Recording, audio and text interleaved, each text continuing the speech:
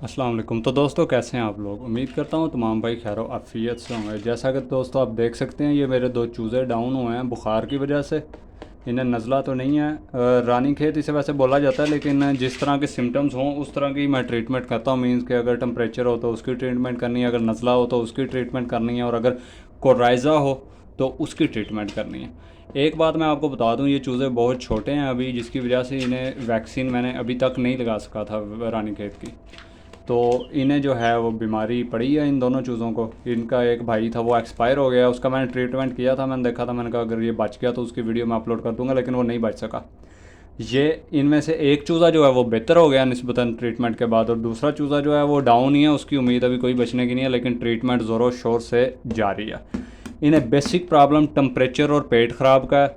ठीक है जी, अब इसकी मैं ट्रीटमेंट क्या कर रहा हूँ मैं आपको ये बताऊँगा, लेकिन बात वही है, शफा फिर अल्लाह ताला के हाथ में है, क्योंकि इन्हें वैक्सीन नहीं लगी हुई। और एक बात मैं आपको बता दूं कि अगर चूज़े को वैक्सीन ना लगी हो और रानीखेत हो जाए, ठीक है, अगर टेम्परेचर, बेसिकली रानीखेत उसे ही बोला जाता है, टेम्परेचर और नज़ला इकट्ठा हो जाता है और पेट भी ख़राब हो जाता है, जिसकी वजह से बर्ड डाउन हो जाता है। उसे रानीखेत इसलिए कहा जाता है कि इंडिया का एक इलाका था रानीखेत जिसका नाम है, उस इलाके में ये सबसे पहले ये बीमारी आई थी, जिसकी वजह से इसे रानीखेत बोला जाता है।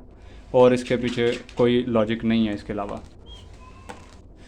तो इनका मैंने ट्रीटमेंट क्या किया, सबसे पहले इन्हें टेम्परेचर ही हुआ है तो मैंने तीनों चूज़ों को पैनाडॉल दी है। ठीक है जी, पैनाडॉल ड्रॉपर से मैंने दी है तकरीबन 4 कतरे एक किस्म के। मैं आपको 1 मिनट दिखा देता हूँ।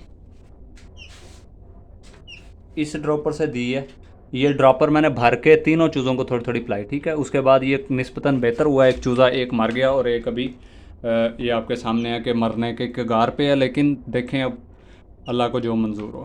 ठीक है, आपने पैनाडॉल देनी है, आपने वैक्सीन नहीं करनी। जिस टाइम चूज़ा बीमार है उस टाइम आपने बिल्कुल वैक्सीन नहीं करनी, नहीं तो चूज़ा कन्फर्म मर जाएगा।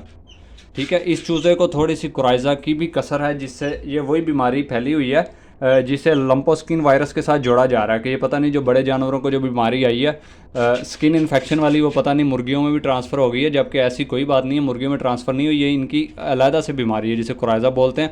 ये देखें, ये बीट कर करके इसकी बैक साइड पे बीट भी जमा हुई पड़ी है, पतली बीट कर करके, पेट ख़राब होने की वजह से ना, क्योंकि पेट भी साथ ख़राब हो जाता है। जैसे बुखार हो तो साथ ही पेट ख़राब हो जाता है, मैदा डिस्टर्ब हो जाता है, बिल्कुल उसी तरीके से हमने इन्हें अब देना क्या है, हमने इन्हें पैनाडॉल देनी है। उसके बाद हमने एक सिरप मिलता है बच्चों वाला पेट ख़राब वाला, जिसे बोलते हैं डायरो।